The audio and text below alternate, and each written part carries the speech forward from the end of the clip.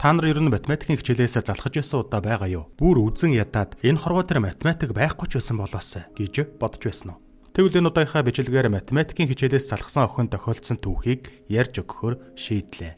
2015 онд үзэгчдийн хүртэл болсон Өмнөд Солонгосын Splash Splash Love нэртэй 2 ангитай мини драмаг товчлон ярьж өгөхөөр сонголоо. Юуна хайртай бүхэндээ.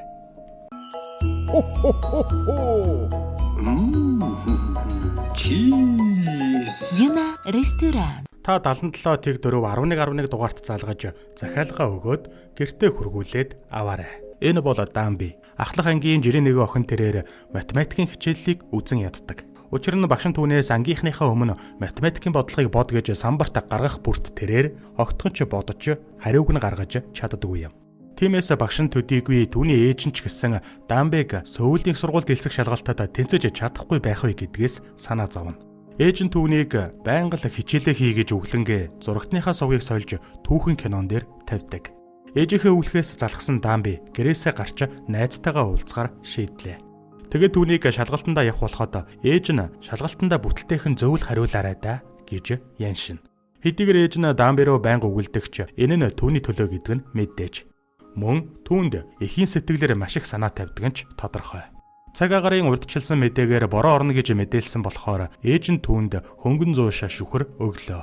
Ээж нь түүний шалгалтанд амжилт хүсч Дамби шалгалтандаа явах замдаа сурах бичгээ уншсаар.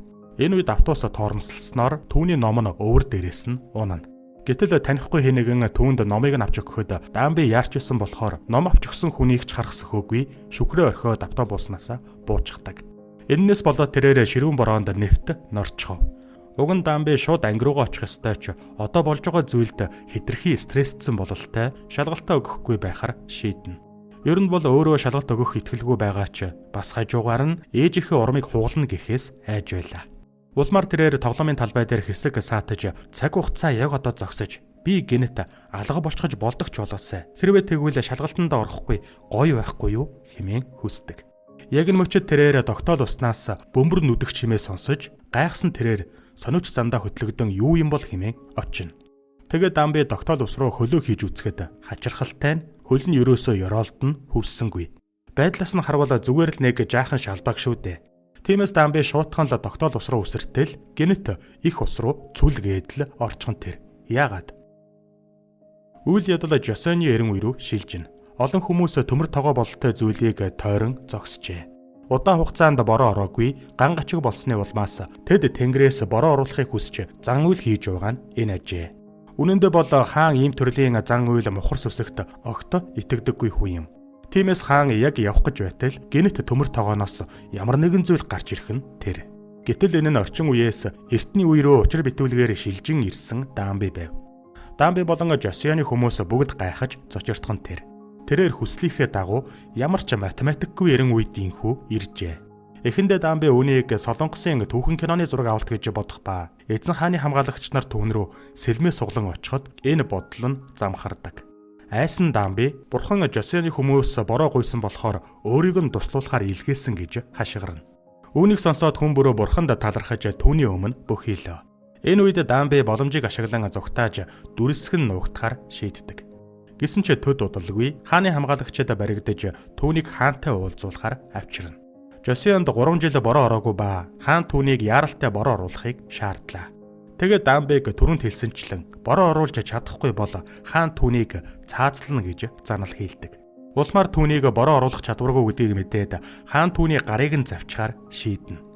Гэтэл Дамби амийг нь өршөөхийг гуйж харин хаан тулсыг нь сэргэн мандуулахад туслах математик болон шинжлэх ухааны авяас чадвараа дайчлая гэж хэлв. Ингээд Дамби математик болон шинжлэх ухаантай холбоотой асуудлыг шийдвэрлэж хаанд өөрийгөө нотолдог.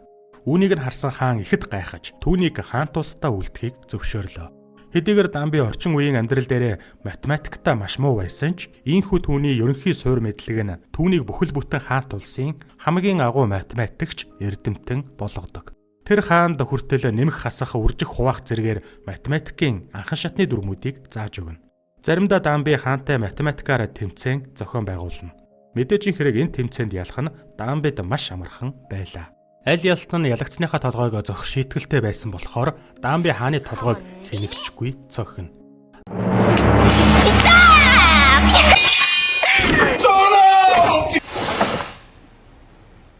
Дамби хаанд зөвхөн математик шинжлэх ухааны талаар төдийгүй орчин үед бий болсон олон шин зүйлийн талаар тэр тусмаа Юнагийн хоолыг хүртэл амтлуулснаар энэ нь хаанд маш их таалагддаг. Юна ресторан нь гэр бүл рүү чиглэсэн ресторан учраас хүүхдийн тусгай өрөөтэй болохоор ая тухтай үйлчилгээг хэрэглэгчдтэй санал болгодог. Хоол үйлдвэрлэлийн хувьд илүү чанар стандартын шаардлага хангаж ажилладаг байгаа. Дамби хаантай маш их цагийг хамтдаа өнгөрөөж, хамт тоглож, тэр ч байтугай хамтдаа селфи хийн.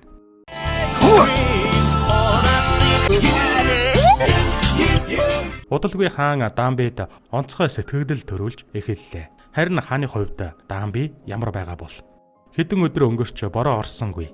Улмаар Дамбиг худлаа хэлсэн хэмээн сэжгэлснээр түүнийг ерөнхий сайдын бай болгодог. Тэд Дамбиг баривчааллаа. Тэгээд Дамбиг 5 морьтноор биеийг нь 5 тийшээ татан цаазлах гэж байтал хааны хамгаалагч ирж түүний амийг нь авраад аюулгүй газар хүргэж өглөө. Одоо хаанаас тустай байх болсон Дамби Жосёны хүмүүст ус хэрэгтэй байгаа болохоор үүнийг шийдвэрлэхийн тулд математикийн бодлоготой ноцолдож өдрийг өнгөрүүлнэ. Бүр хитрхи хичээсний үр дүнд хамраас нь хүртэл цус гардаг. Их хичээсний үр дүн гарч эцсийн дүндээ маргааш нь тэрээр математикийнхаа гаргалгааг олж чадлаа. Сэтгэл нь амарч Дамби өөрөөрөө маш их бахархах ба үнтэй зэрэгцсэн гинэт ширүүн бороо орж эхлэнэ. Тэгээд Дамби хаанд бороо ормогц явна гэдгээ хэлсэн болохоор тэрээр Жосёноос явхаар бэлдэж өмнө нь байхаа шалбааганд хөлөө дүрхэд ёроолн мэдрэгдсэнгүй. Тэрээр орчин үе рүүгээ буцаж чадах болов. Энэ үед хаан ганцаардлыг мэдэрч Дамбиг үүгээр амьдрал нь үнэхээр уйтгартай байгааг ойлгоно. Бороо орсноор хаан Дамбигийн байгаа газар руу гүйлээ. Бороо ормогц Дамби буцна гэдгийг хаан эргэн санаж түүнийг одоо ч байсаар байгаа гэж битүүхэн найдсаар. Хаан түүний байсан газарт ирсэн ч хинч байсангүй. Дамбиг хаанаас ч олсонгүй. Хаан Дамбиг явхаас өмнө амжиж уулзаж чадах болов. Азар хаан Дамбиг ордноос олж тэр даруй түүнийг тэвэрлээ. Хаан Дамбиг аюулгүй байлгахыг хүссэн тул хамгаалагчаасаа Дамбиг ордноос хол аюулгүй газар аваачихыг хүсв. Дамби болон хааны хамгаалагч нараа замдаа гарахад тэднийг ерөнхий сайдын Дамби руу дайрахаар илгээсэн хэсэг бүлэг хүмүүс угтана. Дамби яг л алуулгахад өгөхөд Азар хааны хамгаалагч түүнийг хамгаалдаг. Хамгаалагч түүнийг довтлогч нартай ганцаараа тэмцэлдэж байх хооронд нь морьтой зүгтаахыг хүслээ. Хэдийгээр Дамби анхудаа морь унаж байгаа ч Gangnam Style дууны бүжигний ачаар морио жолоотчихвол яах вэ?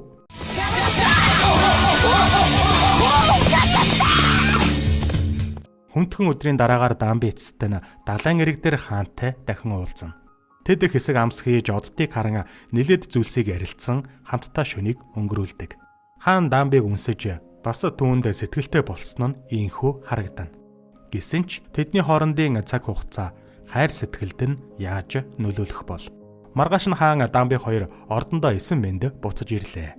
Дараа нь Дамби голын усыг Жосён руу урсгах өөр усалгааны системийг амжилттай зохион бүтээдэг. Энэ нь хаан болон босод хүмүүсийн сэтгэлийг хөдөлгөж бүгд түүнийг найрсахаар хүлээн авч түүнтэй найрсаг хандана. Дамби Жосёнд байх нь үнэхээр сайхан байсан ч ээжтэйгээ яг адилхан харагдах хатантай уулзснаар тэрээр эцэст нь ээжигээ болон гэрээ маш ихээр санав. Шөнө хаан Дамбиг шинэ бүтээсэн зүйлээ үзүүлэхээр урилаа. Хаан Дамбигийн дүрмт хувцсан дээрх үгэн дээр үндэслэн солонгос хэллэг бүтээсэн нь орчин үед хүртэл ашиглагдаж байгаа юм. Үүгээр ч зогсохгүй хаан Дамбид сэтгэлээ илчилж түүнтэй хамт Жосёнд үүрд үлдэхийг гуйлаа. Хэдий Дамби хаанд сэтгэлтэй болсон ч тэрээр ээжигээ маш ихээр санаж уулзах ёстой болохоор хааны саналаас татгалзана. Улмаар хаан маш ихээр бухимдав. Зүрх нь шархалсан хаан Дамбиг мөрөөр нь орхихоор шийдлээ. Тэгэд хааныг гарсны дараа нэг халдагч Дамбиг хутгалж шатаахаар гал тавьдаг.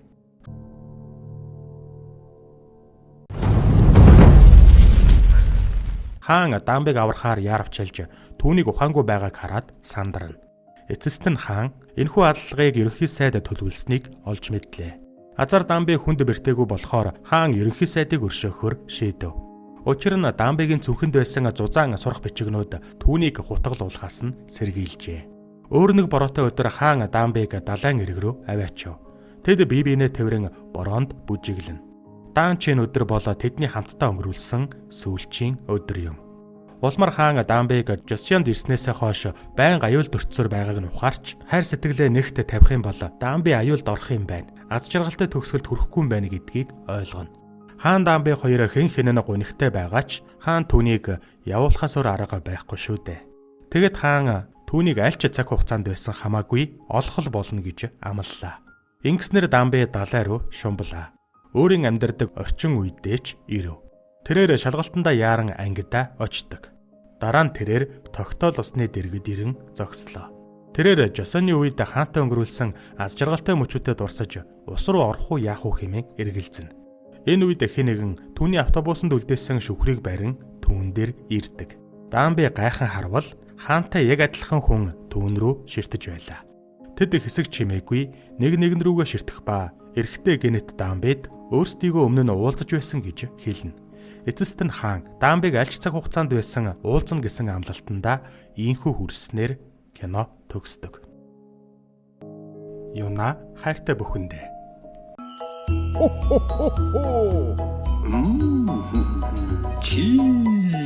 Юна ресторан. Та 77 тэг 4 11 дугаарт залгаж захиалга өгөөд гэртээ хургуулээд аваарай.